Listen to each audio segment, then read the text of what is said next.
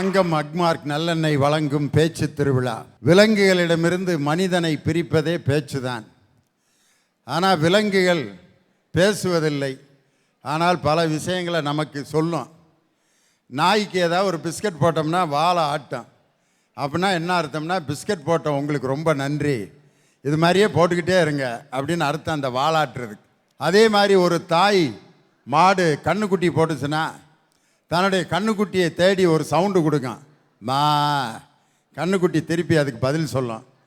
இந்த இரண்டு ஒலிகளை தவிர பசுமாடு வேறு எதுவும் பேசுறதில்லை. ஆனால் தன்னுடைய கன்னிக்குட்டிக்காக பால் சேமித்து வச்சுருக்கும்போது அதை யாராவது கறக்கிறதுக்கு வந்தால் உடனே காலில் உதைக்குது.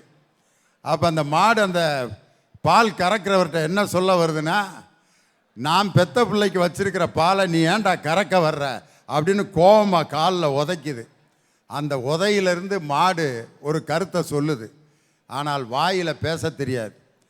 பேச தெரியாத அந்த விலங்குகள் பல செய்திகளை நமக்கு அசைவுகளில் தான் சொல்ல முடியும். ஆனால் மனிதனால் மட்டும்தான் பேச முடியும். அந்த பேச்சுக்கு ஒரு திருவிழா கலைஞர் தொலைக்காட்சி அமைத்து தந்திருக்கிறது. அதுதான் தங்கம் அக்மார்க் நல்லெண்ணெய் வழங்கும் பேச்சு திருவிழா. இந்த காஞ்சிபுரத்தில் அற்புதமான காட்சிகளை எல்லாம் நாம் பார்க்கலாம். காஞ்சிபுரம் மாநகரத்திற்குள் நுழைந்தால் கோயில்களின் நகரம். எங்கு பார்த்தாலும் ஆலயங்களும் கோவில்களும் நிறைந்து நிற்கின்ற நகரம் காஞ்சிபுரம். அதில் எத்தனையோ கோயில்கள் இருக்கு. அந்த கோயில்களில் நான் மிக அற்புதமான கோயில்களை எல்லாம் பார்த்து ரசித்தேன். உழைப்பின் நகரமான காஞ்சி மாநகரத்தை பற்றிய ஒரு காணொளி காட்சி.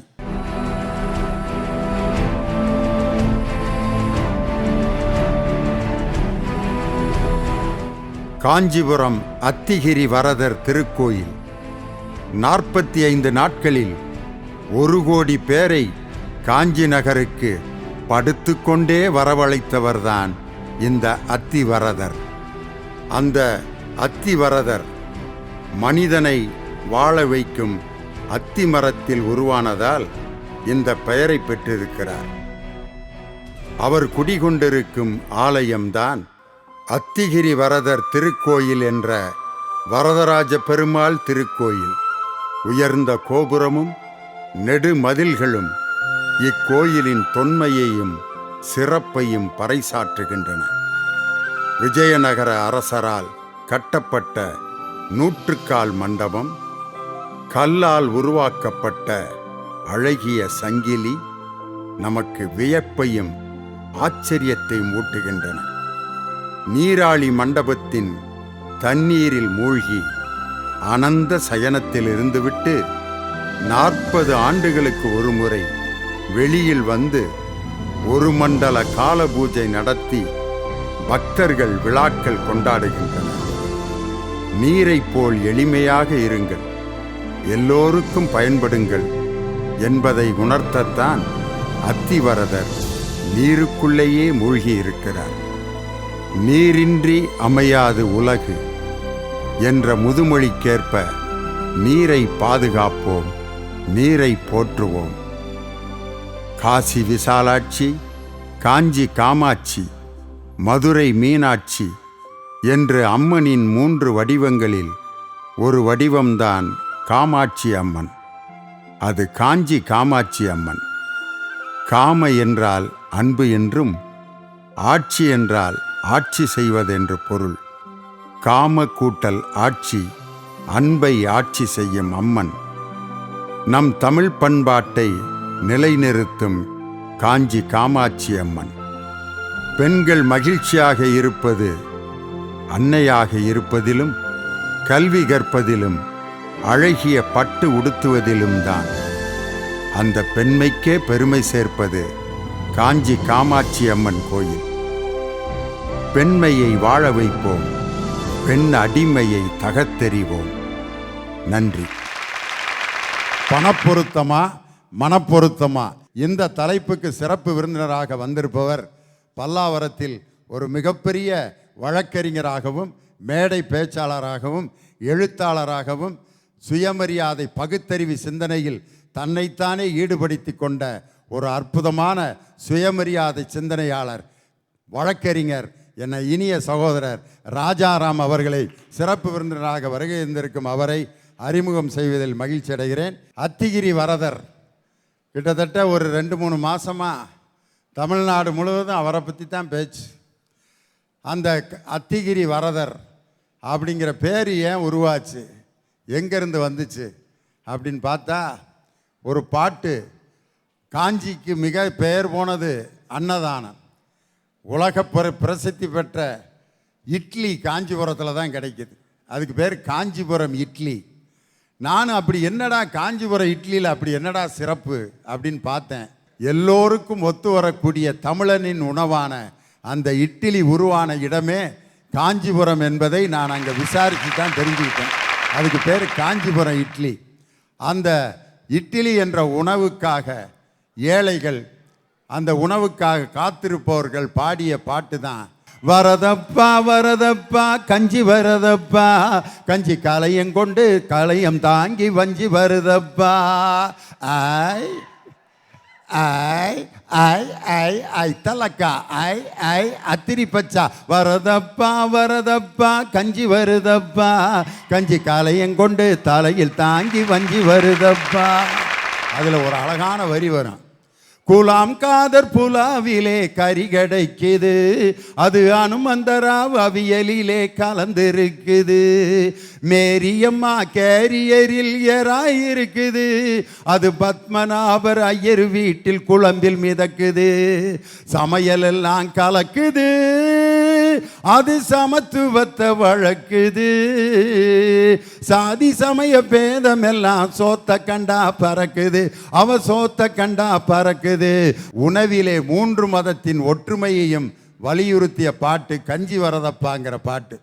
அதில் மதுரை மீனாட்சி, காசி விசாலாட்சி, காஞ்சி காமாட்சிம்பாங்க. இந்த 3 அம்மனுடைய வடிவங்களில் விசாலாட்சி ரொம்ப அமைதியானவங்க. மதுரை மீனாட்சி கொஞ்சம் கோவக்காரங்க. வீட்டில் மனைவியினுடைய கை ஓங்கி இருந்துச்சுன்னா அந்த வீட்டை கேட்பாங்க, என்னப்பா மீனாட்சி ஆச்சியா அப்படின்னா என்ன அர்த்தம்னா, கணவன் அந்த மனைவிக்கு பயந்து நடந்துக்கிட்டு இருக்கிற இடத்துல மனைவி மீனாட்சியாக இருக்கான்னு அர்த்தம். விசாலாட்சினா கணவனுக்கு பயந்து நடக்கக்கூடிய மனைவி.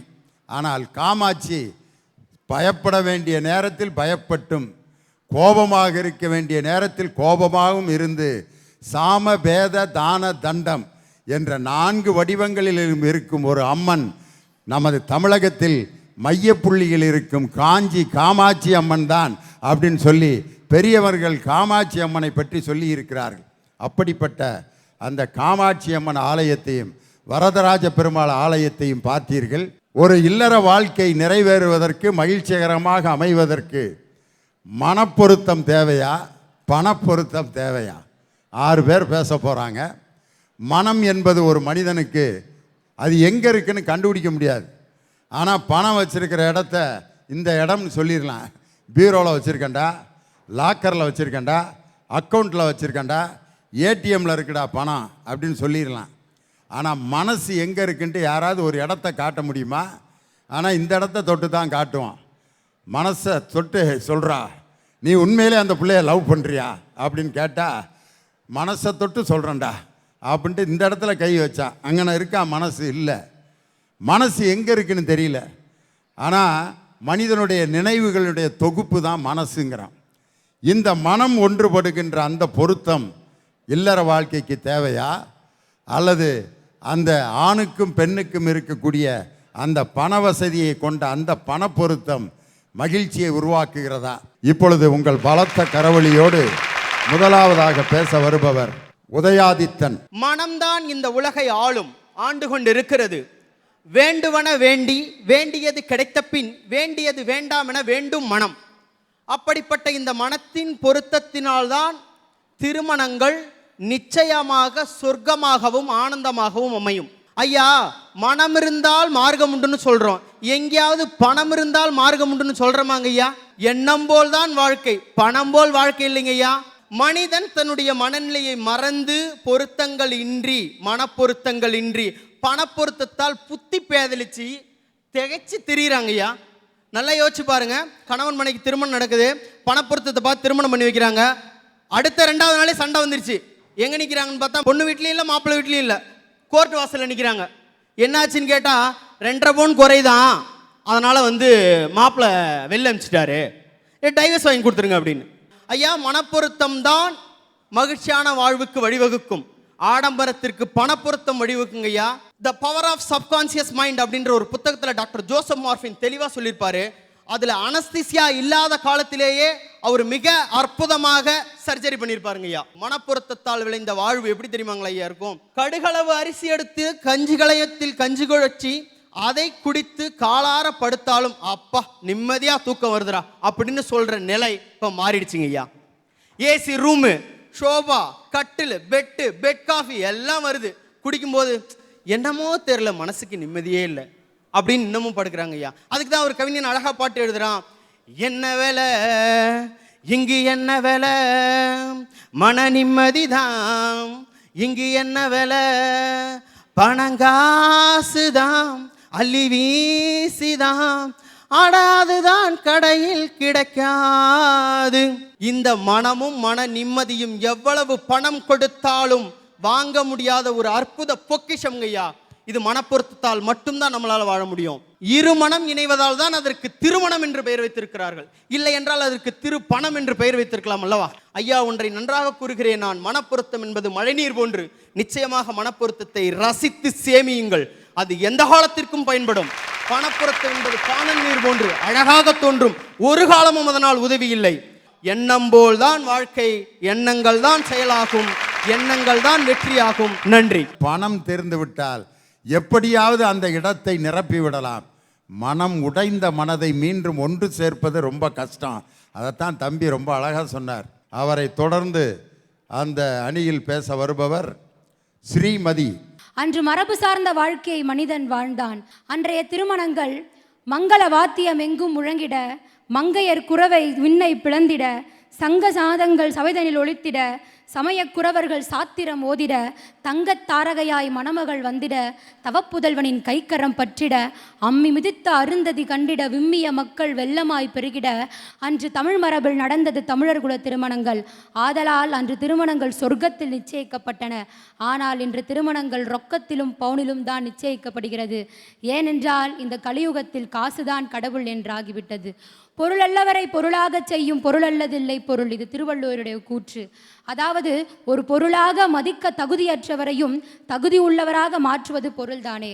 பணத்திலே பிறந்து பணத்திலே வாழ்ந்து பணத்திலே சாகிற நமக்கு பணமா மனமானா பணம் தானே சார். திருமணம் அப்படின்றது இல்லறவியல், மனம் அப்படின்றது துறவரவியல்.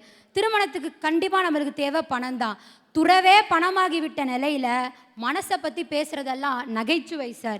கட்டை காப்பி குடிச்சு விட்டு காலார நடந்து விட்டு காதோர குச்சி வச்சு பல் தொலைக்கி காலக்கடனை முடிச்சு விட்டு களையத்தில் கஞ்சி குடிச்சு ஏர்முனையை சீரா பிடிச்சி இறங்கும் மாலையில் வீடு திரும்பி புள்ள குட்டிங்களோட உறவாடுறவனுக்கு மனமே ஜாதி, மனமே வீடு, மனமே நாடு. இது அந்த காலம். செல்லு சத்தியத்தை செவியில வாங்கி அறக்க பறக்க அலை எழுந்து தானே காப்பி போட்டு குடிச்சு தலை சீவ நேரம் இல்லாமல் வண்டியில் ஏறி வேகமாக பறந்து ஆவியில் வேகிறதையும் ஆஃபர் பண்ணி வாங்கி அவசர கதியில் அதையும் தின்னு நிற்க நாழியில் படுக்க நேரம் இல்லை என்னும் காலத்தில் பகட்டு வாழ்க்கை வாழ்கிற இந்த காலத்தில் பணமே ஜாதி, பணமே வீடு, பணமே நாடு. அது இந்த காலம். எதை வச்சு சார் திருமணம் மனசாலன்னு சொல்கிறீங்க? இப்போல்லாம் யார் சார் உண்மையாக இருக்கா? கேவலம் 40-50 வயசுக்கு அப்புறம் சுருங்கி போகிற இந்த தோலுக்கு தர மதிப்பை கூட மனுஷன் மனசுக்கு தரதில்லை சார். அப்படி இருக்கும்போது எப்படி சார் திருமணம் மனசாலன்னு நீங்கள் சொல்கிறீங்க? முன்னாடிலாம் பொண்ணுக்கு கல்யாணம்னா பொண்ணை பாட சொல்லுவாங்க, ஆட சொல்லுவாங்க, மாப்பிள்ளை கிட்ட அதை கூட கேட்க மாட்டாங்க. இப்போலாம் பொண்ணு எங்கே படிக்கிறா, பொண்ணு என்ன வேலை பார்க்குறா, அதுதான் முதல்ல கேட்குறாங்க. அடுத்து பையன் இங்கெல்லாம் வேலை பார்க்கக்கூடாது, பையன் வெளிநாட்டில் வேலை பார்க்குறானா 2000, 1000, 50,000 கிடையாது, பையன் லட்சக்கணக்கில் எத்தனை லட்சம் சம்பாதிக்கிறான். முதல்ல ஒரு கல்யாணம்னு எடுத்தாலே, ஒரு மாப்பிள்ளைன்னு எடுத்தாலே முதல்ல நீங்கள் என்ன சொல்வீங்க? பையன் எங்கே வேலை பார்க்குறான், பையன் எவ்வளோ சம்பாதிக்கிறான், அதை தானே முதல்ல கேட்குறீங்க. அதுக்கப்புறமா தானே பையன் பொண்ணை விரும்புகிறானா, பையன் குணம் எப்படி, பொண்ணு பையனை விரும்புகிறானா, அதுக்கப்புறம் தானே சார் அதை பற்றி கேட்குறீங்க. கோவிலுக்கு போகிறோம், கோவிலுக்கு 20 ரூபா கொடுத்தா அதுக்கு ஒரு லைனு, 30 ரூபா கொடுத்தா அதுக்கு ஒரு லைனு, 1000 ரூபாய் கொடுத்தா சாமி மடியிலே போய் உட்காந்துக்கலான்னு சொல்கிறாங்க. கடவுளுக்கே பணம் வேணுன்ற போது திருமணம் பண்ணுறதுக்கு பணம் கண்டிப்பாக வேணும் தானே சார். 2 காதல் ஜோடிகள் மனதால் இருந்து திருமணம் பண்ணிக்கிறாங்க. ஆனால் 2 பேருக்கும் வேலை இல்லை, பணம் இல்லை. அப்படி இருக்கும்போது அவங்களோட வாழ்க்கை அடுத்து எப்படி இருக்கும்? கேள்விக்குறியாக தானே சார் இருக்கும். வெறும் மனப்பொருத்தத்தை மட்டும் வச்சு எப்படி சார் நீங்கள் கல்யாணம் பண்ணுவீங்க? கொடியிடை கொண்ட குங்குமச்சிவள் முகத்தாலை விடியலை நோக்கும் விண்மீன் கண் அழகியை, செடியில் பூக்கும் செவ்வந்தி பூவை, படியில் கோலமிடும் பாசம் கொண்ட மனையாளை, மடியில் பணம் இருந்தால்தான் அவள் மணமேடை ஏற முடியும், மனைவியாய் வாழ முடியும். என்னதான் அழகு அறிவெல்லாம் இருந்தாலும் கையில் காசு இருந்தால் தானே சார் அந்த பொண்ணை கல்யாணம் பண்ணிப்பாங்க. எத்தனை சவரம், 50 சவரம் 100 சவரம் போட்டுலாம் கல்யாணம் பண்ணுறாங்க. வெறும் அவளோட அறிவும் அழகும் வச்சு யார் சார் இப்போல்லாம் கல்யாணம் பண்ணிக்கிறது? ஜனநாயகம் தாழ்ந்துருச்சு, பணநாயகம் உயர்ந்துருச்சு. அதாவது பணம் 10 செய்யும் அப்படின்றனால தான் இன்னைக்கு உலகம் ஃபுல்லாக இருக்குது சார். காசின்றி கிடைத்த காற்றாற்று மணல் கூட 1,00,000 லட்சம் கொடுத்தால்தான் கட்டிடம் கட்டிட முடியும். நிச்சயதார்த்தம் என்னும் நிகழ்வு நினைவலையாய் நிலைத்திட, வரவேற்பு என்னும் வழக்கம் வடிவழகாய் நடந்திட, இருமணம் இணையும் திருமணம் தேன் சுவையாய் அமைந்திட, 16 பெற்று நாம் பண்பாய் வாழ்ந்திட, காசு பணம் எனும் கலியுக கடவுளின் கடைக்கண் பார்வை நம்ம மேல் இருந்தால்தான் சார். அது இல்லைனா வாழ்க்கை வழுக்கதான் சார். அதாவது பணப்பந்தல்ல தான் மணப்பந்தல் போட முடியும், மணப்பந்தல்ல திரு மணபந்தம் போட முடியும். எனவே திருமணம் என்பதை நான் திருப்பணன்னு சொல்லி முடிக்கிறேன் சார். காசு இல்லாட்டி ஒரு மனுஷனை யாரையா மதிக்க போகிற? அழகாக ட்ரெஸ் பண்ணிட்டு வந்து ஒரு பெரிய விலையுயர்ந்த காரில் வந்தால் தான் ஐயா வந்திருக்காரு கதவை திறந்து விட்றா அப்படிங்கிறான் ஹோட்டலில். அதே ஆள் அடுத்த நாள் நடந்து போகிறான் அந்த ஹோட்டலுக்கு. என்ன வேணும் ரூமு உனக்கெல்லாம் கிடையாது அப்படிங்கிறான். அந்த விலையுயர்ந்த காருக்கும் அவர் போட்டிருக்கிற ஆடைக்கும் தான் இன்றைக்கி மரியாதை இருக்குதே ஒழிய, எவ்வளவு நல்லவனாக இருந்தாலும் அவனிடம் பணம் இல்லை என்றால் அவனுக்கு மரியாதையே இல்லாமல் போச்சு அப்படின்னு ரொம்ப அழகாக பேசினாங்க. இப்படி ஒரு கல்யாணம் நடக்குதுன்னு வச்சுக்கோங்க, அருமையான கல்யாணம். மாப்பிள்ளை பொண்ணு பார்த்தீங்கன்னா, மாப்பிள்ளைக்கு ஒரு 4 முழ வேட்டி, ஒரு பனியன், முண்டா பனியன் மட்டும் போட்டு மாப்பிள்ளை உட்காந்துருக்காரு. பொண்ணு பார்த்தீங்கன்னா ஒரு பாவாடை சட்டையை மட்டும் போட்டு கிழிஞ்சிருக்கு 15 இடத்துல. என்னன்னு கேட்டால், எளிமையாக கல்யாணம் பண்ணணும்னு நாங்கள் இப்படி பனியனோட மாப்பிள்ளையும் கிழிஞ்ச பாவாடை சட்டையோட பொண்ணையும் உட்காந்துருக்கான். எளிமை தாங்க எங்களுக்கு வாழ்க்கை. சாப்பாடு என்ன போட போகிறீங்க? 2 மேரி பிஸ்கட்டு, ஆளுக்கு ஒரு காப்பி குடிச்சிட்டு போங்க ஐயா, எல்லோரும் வாழ்த்திட்டு போங்க ஐயா, பொண்ணு மாப்பிள்ளையை வாழ்த்திட்டு போங்க ஐயான்னொன்னே இப்படியே பார்ப்பேன் பிஸ்கட்டை. ஏண்டா மனுஷனாடா நீங்கள்லாம்? ஏண்டா இன்றைக்கி ஒரு நாளாவது அவனுக்கு ஒரு நல்ல ட்ரெஸ்ஸை போட்டு விட வேணாமா? முண்டா பனியனோட இப்படி டீ ஆத்திரமை மாதிரி மாப்பிள்ளையை உட்கார வச்சுருக்கீங்க. பொண்ணை வந்து வீட்டு வேலை செய்கிற பொம்பளை மாதிரி பொண்ணை உட்கார வச்சுருக்க. நீலாம் வாழ்க்கையில் விளங்குவியாடா? இன்றைக்கி ஒரு நாளாவது பணத்தை செலவழித்து அவங்கள நிம்மதியாக உட்கார வைக்க வேணாமான்னு 2 மேரி பிஸ்கட்டையும் ஒரு காப்பியும் கொடுத்து அனுப்புனா யாராவது வாழ்த்துவானா? இல்லை.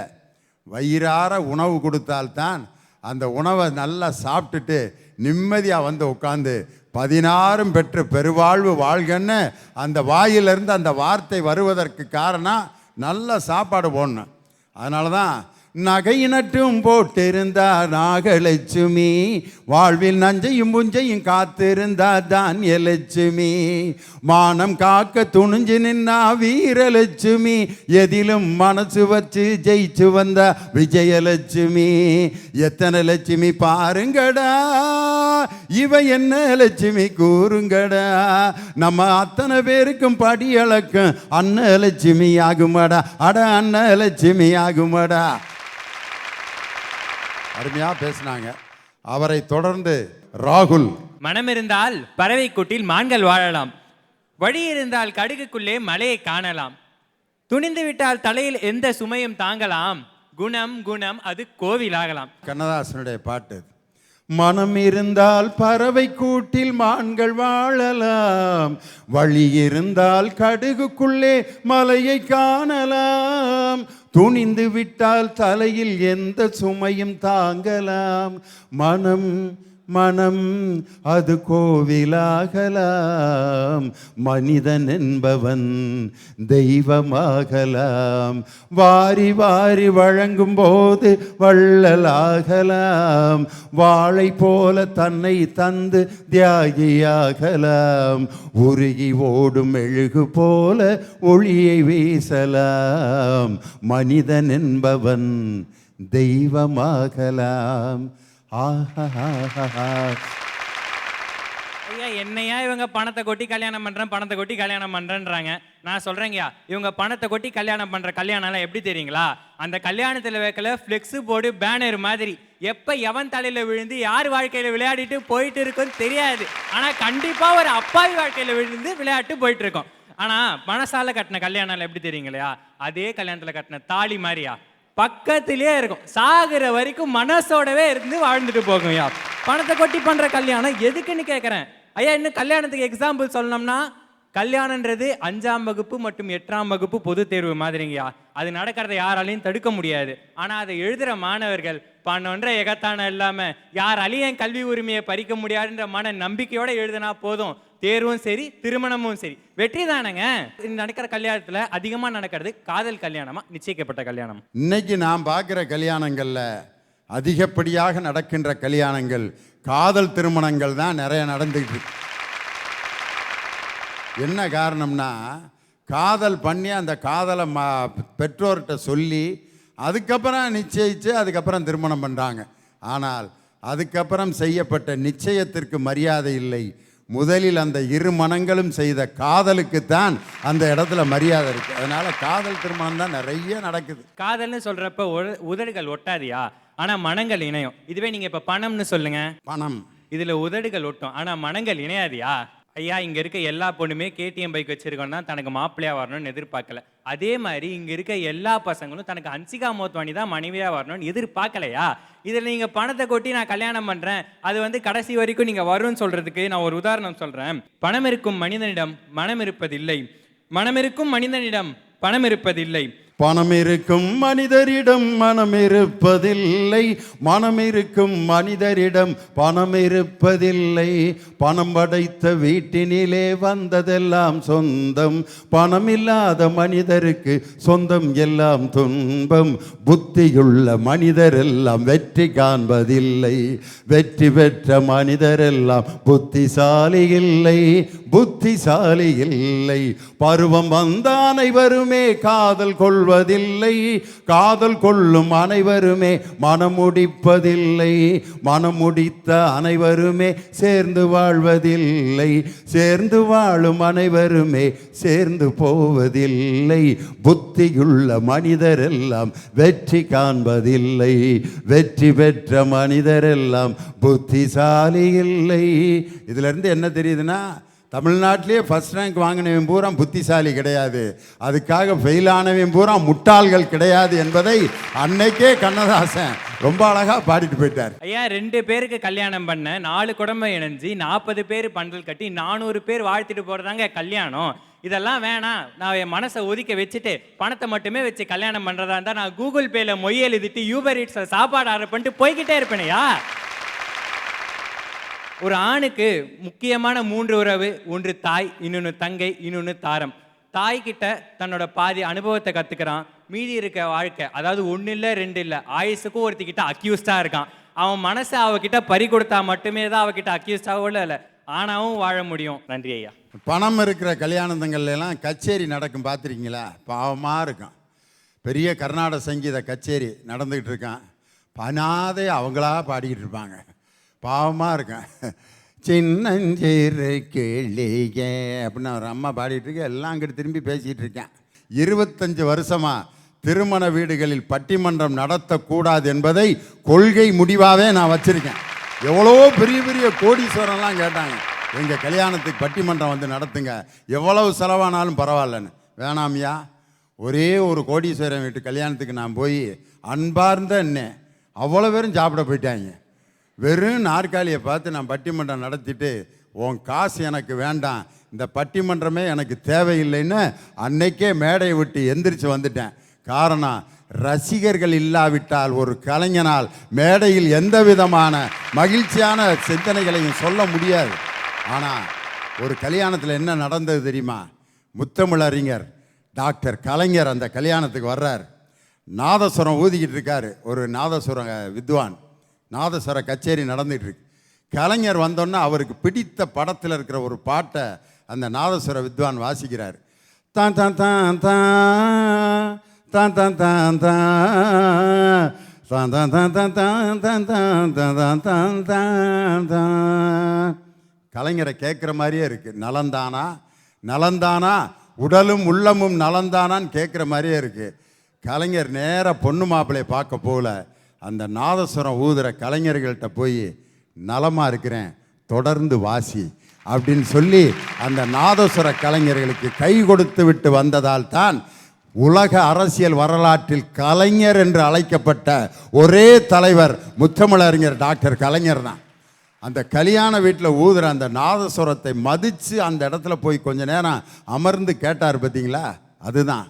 ஒரு முறை இதே மாதிரி ஒரு பெரிய முப்பெரு விழா, அந்த முப்பெரு விழாவில் நிகழ்ச்சியெல்லாம் முடிஞ்சிருச்சு. முடிஞ்ச பிறகு என்னுடைய பட்டிமன்றத்துக்கு அவரும் எந்திரிச்சு போயிட்டார். அன்னைக்கு முதலமைச்சர் எந்திரிச்சு போகிறப்ப நான் மேடையில் அனௌன்ஸ் பண்ணேன், தலைவரே பட்டிமன்றம் பேசுகிறேன், உங்களை பற்றி தான் பேச போகிறேன், நீங்களே கேட்கலன்னா அப்புறம் யார் கேட்க போகிறா அப்படின்னு சொன்னோன்னே புறப்பட்ட முதலமைச்சர் உடனே ஒரு நாற்காலியை போட சொல்லி 2.5 மணி நேரம் எனது பட்டிமன்றத்தை கேட்டு ரசித்த ஒரு அற்புதமான தலைவர் முத்தமிழறிஞர் டாக்டர் கலைஞர். இது மாதிரி கச்சேரிகளை வைப்பாங்க, யாரும் கேட்க மாட்டாங்க, அந்த இடத்தில் மனம் ஒன்றுபடுவதில்லை. தம்பி ரொம்ப அழகாக பேசினார். அதற்கு அடுத்து பேச வருபவர் காயத்ரி. திருமணம்னா என்ன? 10 பொருத்தங்களை பார்த்து 9 நவகிரகங்களை சாட்சியா வச்சு 8 திக்கும் தெரிகிற அளவுக்கு 7 ஸ்வரங்கள் முழங்க அறுசுவை உணவு படைத்து 5 மக்களும் வருகை தந்து 4 பக்கங்களிலும் இருந்தும் தேவர்கள் வாழ்த்த 3 முடிச்சு போட்டு கணவன் மனைவி ஆகிய 2 பேரும் இணைந்து வாழ்க்கையை தொடங்குற அந்த ஒரு நாள் தான் திருமணம். அப்படிப்பட்ட திருமணங்கள்லாம் இன்னைக்கு என்ன மனசை வச்சா நடக்குது? இல்லவே இல்லை. காசு, பணம், துட்டு, மணி பணம் மட்டும்தான் இன்று திருமணங்கள் நடக்குமா நடக்காதானே தீர்மானிக்கும். ஐயா, பொண்ணு பார்க்க உலக அழகி மாதிரி அழகா இருக்கும், ஆனா அவங்க வீட்டில் இருக்கிற வறுமை காரணமாக 10 சவரம் 15 சவரம் தான் எங்களால செய்ய முடியும்னு சொல்லுவாங்க. இது சரிப்பட்டு வராதுன்னு வந்துருவாங்க. ஆனா இன்னொரு பக்கம் பார்த்தா பொண்ணு உள்ளூர் கிழவி மாதிரி இருக்கும், ஆனா நாங்க 50 சவரம் நகை போடுறோம், மாப்பிள்ளைக்கு ஒரு KTM பைக் வாங்கி தரோம்னு சொன்னா போதும், பல்ல இழிச்சிட்டு அந்த கல்யாணத்தை எப்படியாச்சும் நடத்தி முடிச்சிடுவாங்க.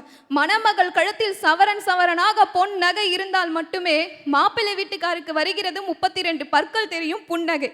50 லட்ச ரூபாய் காரை 5 லட்சத்துக்கு விற்க வேண்டிய நிலைமை வந்துடுச்சேன்னு கார் கம்பெனி இழுத்து மூடிட்டு போறாங்க. ஆனா 30 ரூபாய் தக்காளியை 3 ரூபாய்க்கு வித்த போதும் எங்கள் விவசாயிகள் ஒரு நாளும் அந்த விவசாய தொழிலை விடல. அதனாலதான் இன்னைக்கு விவசாயம் இந்த நிலைமையில இருக்கு. அந்த குடும்பத்துக்கு பொண்ணு தரத்தையும் யோசிக்கிறாங்க, விவசாய குடும்பத்துல இருந்து பொண்ணை எடுக்கிறதையும் யோசிக்கிறாங்க. ஐயா, ராமன் இருக்கும் இடம் தான் சீதைக்கு அயோத்தி, அதனால நான் ராமன் கூடவே போயிடுறேன்னு சீத்தை சொன்னதெல்லாம் புராண காலம். இந்த கலியுகத்துல அப்படி யாருன்னா சொல்லுவாங்களா? நீ எங்க வேணாலும் போ, மாசம் பணத்தை மட்டும் எனக்கு அமுச்சு விட்டுரு, அவ்வளவுதான். காதல் திருமணம் இன்னைக்கு மனசு மட்டும் ஒத்து போனா போதும்னு காதல் திருமணம் பண்ணிட்டு போயிடுறாங்கல்ல, வீட்டை விட்டு ஓடி போய் கல்யாணம் பண்ணிக்கிறாங்க. அதுலயும் ஒரு சில கேஸ் இருக்கு, வீட்டுல இருக்கிற பணம் நகை மொத்தத்தையும் அள்ளி போட்டு ஓடிடும். ஏன்னா அவங்களுக்கு தெரியும் பணம் இல்லாம இந்த சமூகத்துல வாழ முடியாதுன்னு. யாருடைய சப்போர்ட்டுமே இல்லாம நீங்க தனியா வாழணும்னு நினைச்சா கூட வாடகைக்கு வீடு எடுக்கணும், மாசம் அந்த வீட்டுக்கு வாடகை கட்டணும். அது மட்டும் இல்லாம சந்திராயன் 2 அனுப்புற அளவுக்கு செலவு இருக்கு. இன்னைக்கு பால் வாங்குற செலவு, தங்கத்துக்கு இணையா விற்குது பால். அது போக பால் மளிகை எவ்வளவோ இருக்கு. எல்லாத்துக்கும் நீங்க மனம் மட்டும் போதும்னு எப்படி நீங்க பேலன்ஸ் பண்ணுவீங்க உங்க வாழ்க்கைய? அரச்சான் வயிற்றை நிரப்புவதற்கு ஒவ்வொரு நாள் ஓடுவதற்கே உங்களுக்கு சரியா இருக்குமே தவிர உங்களுக்கு ரொமான்ஸ் பண்றதுக்குலாம் டைமே இருக்காது. ஏன்னா இப்படி இருக்கிற வாழ்க்கையில உங்க நிம்மதி தொலைஞ்சு போகும். நிம்மதி தொலைந்த அடுத்த கணமே காதலும் காணாமல் போய்விடும். அதனால் மனம் பொருத்தம் பார்த்து வர திருமணங்கள் ஸ்டார்டிங் வேணா நல்லா இருக்கும், ஆனா ஃபினிஷிங் எப்படி போய் முடியும்னே தெரியாது. ஆனா பண பொருத்தம் பார்த்து வர திருமணங்கள் ஸ்டார்டிங் கொஞ்சம் தடுமாறினாலும் ஃபினிஷிங் நல்லா ஸ்மூத்தா இருக்கும். ஐயா, பூ என்ற ஒரு எழுத்து நார் என்ற இரு எழுத்தாகி பூமாலை என்ற 3 எழுத்தாக பிறந்து கழுத்து என்னும் 4 எழுத்தில் விழுந்து திருமணம் என்ற 5 எழுத்தில் நிச்சயிக்கப்படுகிறது. அப்படி 5 எழுத்து திருமணத்தை நிச்சயிக்கிறதே எங்க 3 எழுத்து பணம் தான். பணம் இல்லாம இந்த உலகத்துல எதுவுமே இல்லை. அதனால தான் திருவள்ளுவர் கூட சொன்னாரு, ஒரு பொருட்டாக மதிக்காதவரையும் மதிக்க செய்வது பணமேனு. ஒன்றும் இல்லை, ஒரு எக்ஸாம்பிள். ஒரு பஸ்ல ஏறுங்க, நீங்க நல்லா போடுவாலாம் கட்டி நிறைய நகைலாம் போட்டுருந்தா கண்டக்டர் என்ன சொல்வாரு? அம்மா கொஞ்சம் தள்ளி நில்லுங்க. அம்மான்னு கூட சொல்ல மாட்டாரு, மேடம் கொஞ்சம் தள்ளி நில்லுங்கன்னு. இதை கிழிஞ்சு போன புடவை கட்டி நீ எழுதுங்க, ஏறி பாருங்க, தச்ச தள்ளு அப்படின்னு. ஏன்னா இந்த பணத்தை வச்சு தான் இந்த உலகம் நம்மளை எடை போடும். சும்மாவா பாடினாங்க அந்த காலத்துல, பணம் பந்தியிலே குணம் குப்பையிலேன்னு. அதனால பணத்தை நல்லா சம்பாதிச்சுட்டு அப்புறம் கல்யாணம் பண்ணிட்டு வாழுங்க. நீங்களும் ராமன் சீதை ரோமியோ ஜூலியட் மாதிரி வரிசையில இடம் பிடிக்கலாம். நன்றி. ரொம்ப அற்புதமான கருத்துக்களை சொன்னாங்க. இன்னைக்கு ஒருத்தன் இப்படி தான் ஒரு பொண்ணை பார்த்து நிச்சயம் பண்ணி எல்லாம் இது பண்ணிவிட்டு அந்த பொண்ணுக்கிட்ட நிறைய டுபாக்கூர் விட்டான். இவன் இன்ஜினியரிங் முடிச்சுட்டு 12,000 ரூபா தான் சம்பளம் வாங்கிட்டு இருக்கான். ஆனால் அந்த பொண்ணுக்கிட்ட சொல்லிட்டான் 52,000 ரூபா வாங்கிட்டு இருக்கேன்ட்டு. வீட்டில் 2 காரு வரிசையில் நிற்கும் அப்படின்னு இருக்கான். வீட்டில் 2 சைக்கிள் தான் நிற்கிது. அவங்க அப்பா பெரிய ஏதோ கடை வச்சுருக்காரு, ஷாப்பிங் காம்ப்ளெக்ஸ் வச்சுருக்காருன்னு அடிச்சு விட்டான். கடைசி பார்த்தா மிச்சர் கடை வச்சுருக்காரு அவங்க அப்பா. அவன் பாட்டுக்கு அடித்து விட்டு அந்த பொண்ணை கட்டிட்டு வந்துட்டான். அதுவும் பெரிய பந்தா பண்ணிட்டு ஏன்டா அப்படி பொய் சொல்லி கல்யாணம் பண்ண அப்படின்னு சொல்லி அந்த பிரச்சனைகளிலேயே அவர்களுடைய குடும்பம் நிம்மதி இல்லாமல் போனதை நான் கண்கூடா பார்த்துருக்கேன். உண்மையை சொல்லி நடக்கின்ற திருமணங்கள் தான் மனப்பொருத்தமுள்ள திருமணமே ஒழிய பணத்தை அதிகமாக சொல்லி ஆசையை காட்டி நிறைவேற்றுகின்ற திருமணங்கள் மகிழ்ச்சியாக நடைபெறுவதில்லை அப்படின்னு ரொம்ப அழகாக பேசினாங்க. அதற்கு பதில் சொல்வதற்கு தமிழ் பிரியா. திருமணங்கள் மனப்பொருத்தமா பண பொருத்தமா? இந்த தலைப்புல இருந்தே நமக்கு தெரியுது திருமணத்துக்கு முதல்ல தேவை மனப்பொருத்தம், அப்புறம்தான் பண பொருத்தம்னு. எங்க எதிரணி 90s கிட்ஸ்னு ஒரு சமுதாயம் இருக்கிறதே மறந்துட்டாங்கன்னு நினைக்கிறேன். பண பொருத்தம் பார்த்து கல்யாணம் பண்ணியிருந்தா எங்க 90s கிட்ஸ்க்கு எப்போ கல்யாணம் ஆயிருக்கையா? நல்ல மனசுக்காக வெயிட் பண்ற அந்த 90s கிட்ஸோட மனசு இருக்கே, அந்த மனசு தான் சார் கடவுள். அடுத்து 2K கிட்ஸ்னு ஒரு ஜென்ரேஷன் இருக்கான். அவன் டிண்டரு ஹேப்பனிங்னு ஆப் பார்த்து கல்யாணம் பண்ணிக்கிட்டு இருக்கான். அங்கே பண பொருத்தெல்லாம் தேவையில்ல, மன பொருத்தம் இருந்தால் போதும், அதுவே டிங்குன்னு ஒரு நோட்டிஃபிகேஷன் கொடுக்கும். இந்த கல்யாண ப்ராசஸில் பொண்ணு பார்க்குறதுன்னு ஒரு படலம் இருக்கும். அங்கே மாப்பிள்ளை பொண்ணு தனியாக பேசுறதுன்னு அது ஒரு சம்பிரதாயமாகவே மாறிடுச்சு. அங்கே போயிட்டு நீங்கள் பேங்க் பேலன்ஸ் எவ்வளோ வச்சுருக்கீங்க, எத்தனை கார் வச்சுருக்கீங்க அப்படின்னு யாரும் கேட்கறது இல்லை. அந்த இடத்துல ஒரு பொண்ணுக்கும் பையனுக்கும் மனப்பொருத்தம் ஏற்பட்டாதான் அந்த திருமணம் அடுத்த கட்டத்தை நோக்கி செல்லும். சரி, இவங்ககிட்ட பணம் இருக்குது, ஃபோட்டோவாக போட்டு தள்ள வேண்டியது ஃபேஸ்புக்கில், இன்ஸ்டாகிராமில், வாட்ஸ்அப்லன்னு. பணம் நிறைய இருக்கிறதால pre wedding shoot, wedding shoot, post wedding ஷூட்னு ஃபோட்டோவாக எடுத்து தள்ள வேண்டியது. இந்த கல்யாணம்லாம் நமக்கு வர பசி மாறிங்கய்யா. நம்ம கையில் காசு இருந்துச்சுன்னு வைங்களேன், அழகாக ஜம்முன்னு ஒரு ஹோட்டலில் போய் உக்காந்து நமக்கு வேணுன்றதை ஆர்டர் பண்ணி வயிறார சாப்பிடலாம். ஆனால் இதே நம்ம வீட்டில் நம்ம அம்மா நமக்காக அன்பு பாசம் இதெல்லாம் போட்டு ஒரு சாப்பாடு செஞ்சு தருவாங்க பாருங்க. அதை சாப்பிடும்போது தான் வயிறோடு சேர்த்து மனசும் நிறையும். என்னதான் லட்சமாக செலவு பண்ணி கல்யாணம் பண்ணி வச்சாலும் அந்த தாலியை கட்டி ஆணியில் மாட்டிட்டு தானேங்க வேலைக்கு போக போகிறீங்க. எதுக்கு? இதெல்லாம் கூட விட்டுலாங்கய்யா. இந்த பணம் நிறைய இருக்குன்றதால கல்யாண பொண்ணோட புடவையில் மணமகள் பேர் போடுறாங்க. இன்னும் போகிறத பார்த்தா மொய் எழுதுறவன் பேரெல்லாம் அந்த புடவையில தான் இருக்கும்னு நினைக்கிறேன். பார்த்துக்கங்க. மாட மாளிகைகளின் மதிப்பை விட மனித இயல்புகளின் மதிப்பு நம்மிடத்திலே கற்றுத்தரப்பட வேண்டும். பணம் கொழிக்கும் வழிகளை விட பாச பூமழையின் மத்தியில் நாம் வளர்க்கப்பட வேண்டும். அட, பணத்தை பார்த்து வந்தால் அதுக்கு பேர் பாசம் இல்லைங்க, வேஷம். தாய்க்கு பின் தாரம்னு சொல்லுவாங்க. நம்ம வாழ்க்கையில் நம்ம தாயை என்றைக்குமே பணப்பொருத்தம் பார்த்து தேர்ந்தெடுப்பதில்லை. ஆனால் அதுக்கு அடுத்து வர தாரத்தை மட்டும் எப்படி பணப்பொருத்தம் பார்த்து தேர்ந்தெடுக்கிறேன்னு நீங்கள் எப்படி சொல்கிறீங்க? ஒரு காதல் திருமணத்தில் முடிய பணப்பொருத்தம் தேவைப்படலாம், ஆனால் ஒரு திருமணம் காதலில் முடிய மனப்பொருத்தம் மட்டுமே தேவை என்று கூறி இறுதியாக, சொத்து வீடு வாசல் இருந்தாலும் சொந்தம் பந்தம் எல்லாம் மஞ்சாலும் அடவுள்ளோ ரெண்டும் ஒட்டா விட்டா கல்யாணம் தான் கசக்கும். 100 வருஷம் இந்த மாப்பிள்ளையும் பொண்ணுதான் பேரு விளங்க இங்கே வாழணும். மனசு ரெண்டும் ஒட்டாட்டி அதுக்கு பேர் திருமணமே இல்லைன்ட்டு ரொம்ப அருமையாக சொன்னாங்க. இப்போ எல்லாம் என்ன ஃபேஷன் ஆகி போச்சுன்னா, பையன் என்ன படிச்சுட்டு இருக்காரு சார், எம்டெக் முடிச்சிட்டார் சார். அப்படியா? எம்பிஏ முடிச்சிட்டார் சார். எங்கே சார் வேலை? அமெரிக்காவில் இருக்கார் சார். எங்கே இருக்கார்? லாஸ் ஏஞ்சலஸில் இருக்கார். பொண்ணு அதுவும் எம்இ முடிச்சிருச்சு சார். அது பொண்ணை எங்கே கட்டி கொடுத்துருக்கீங்க? அமெரிக்காவில் சார். பொண்ணு அமெரிக்காவில் இருக்குது சார், பையனும் அமெரிக்காவில் இருக்காங்க. 2 பேரும் மேரேஜ் ஆகி செட்டில் ஆகிட்டாங்க சார். நீங்கள் இங்கே என்ன பண்ணிட்டுருக்கீங்க? 2 பேரும் ஆப்பிரிக்காவில் உட்காந்த மாதிரி இப்படியே உட்காந்துருக்குதுங்க பெருசு 2.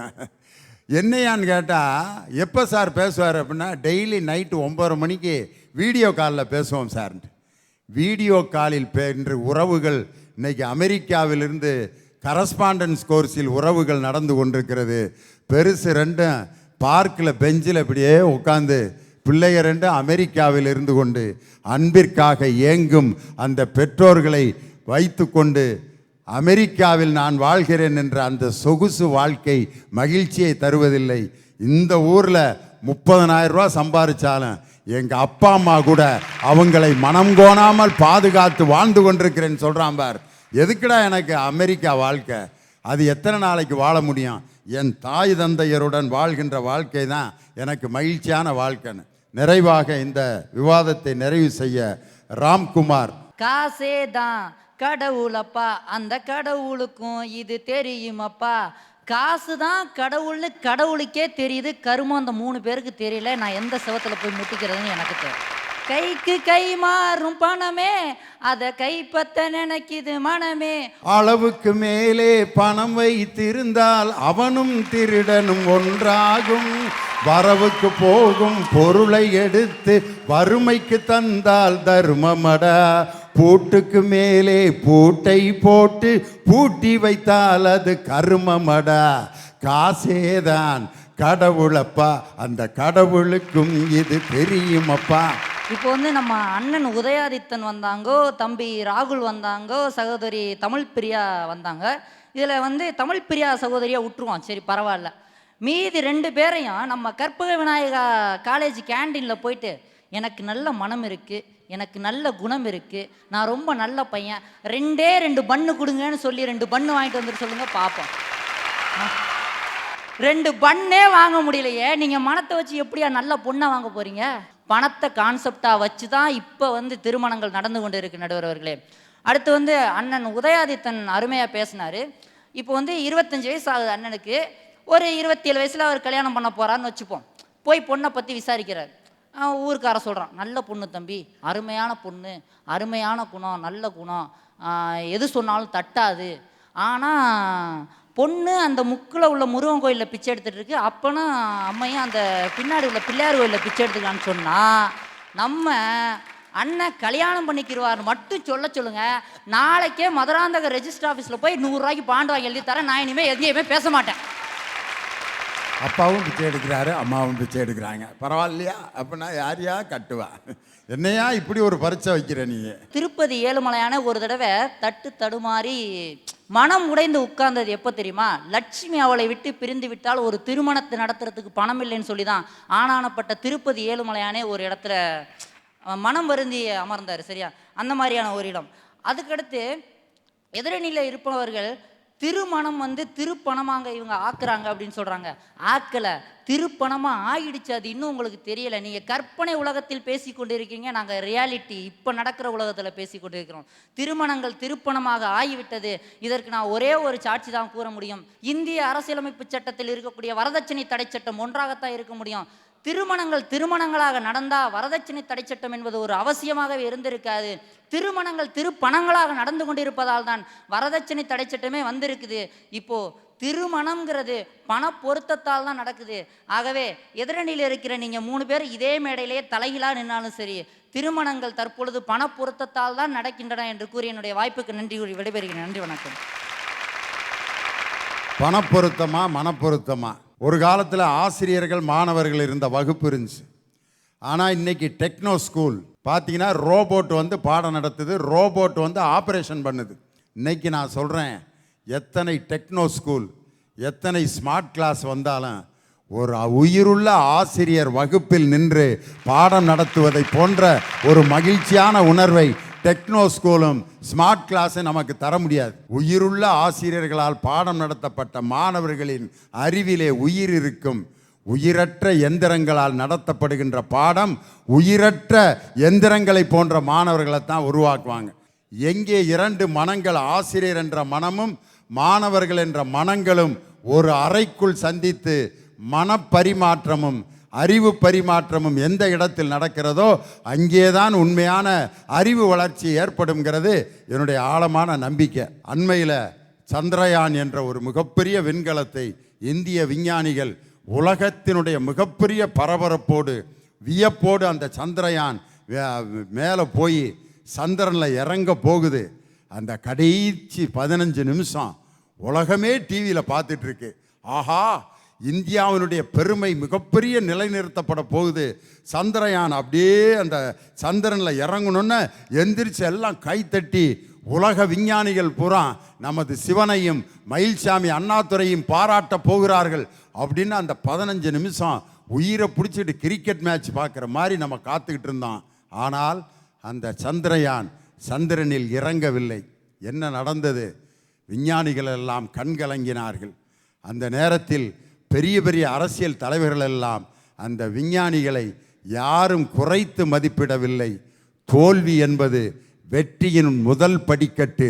எனவே 15 நிமிடங்களில் இந்தியா அந்த வெற்றி வாய்ப்பை இழந்தாலும் மீண்டும் சந்திரனில் இதே போன்ற ஒரு விண்கலத்தை இந்தியா தான் நிறுவப் போகிறது என்று பிரதமர் உட்பட எல்லாரும் அந்த சிவன் என்ற விஞ்ஞானியை கட்டிப்பிடித்து அந்த முதுகில் அப்படியே 15 தடவை நம்ம பாரத பிரதமர் தடவி கொடுத்தார். நான் அந்த நேரத்தில் என்ன நினச்சேன் தெரியுமா?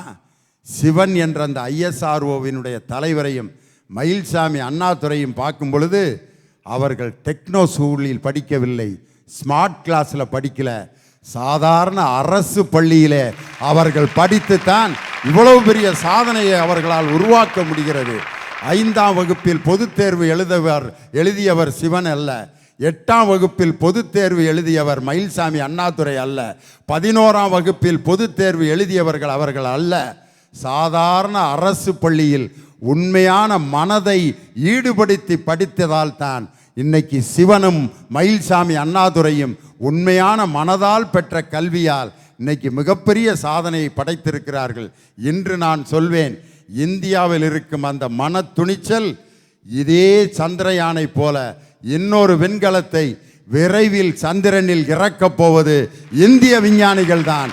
அப்படிப்பட்ட மனத்திட்பம் இந்தியாவிற்கு இருக்கிறது என்று சொல்லி ஒரு விஞ்ஞானியினுடைய அறிவை பயன்படுத்துவதற்கே மனது தேவைப்படும் பொழுது வாழ்நாள் முழுவதும் வாழ்கின்ற இல்லற வாழ்க்கைக்கு பணம் ஒரு இல்லற வாழ்க்கையின் மகிழ்ச்சியை தீர்மானிப்பதில்லை, மனப்பொருத்தம்தான் இல்லற வாழ்க்கையின் மகிழ்ச்சியை தீர்மானிக்கிறது என்று சொல்லி இந்த விவாதத்தை நிறைவு செய்கிறேன். நன்றி, வணக்கம்.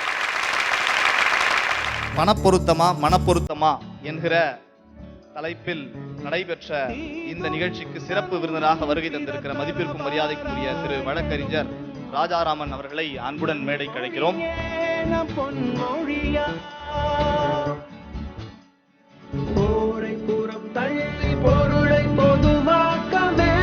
மனமா பணமா என்ற தலைப்பில் பேசிய அத்தனை பேரில் சிறப்பான பேச்சாளரில் ஒருவரை தேர்ந்தெடுக்கின்ற வாய்ப்பினை கொடுத்தமைக்கு நன்றி தெரிவித்து, அந்த தலைப்பில் பேசியது ராகுல் என்பதை இந்த இடத்தில் பதிவு செய்க.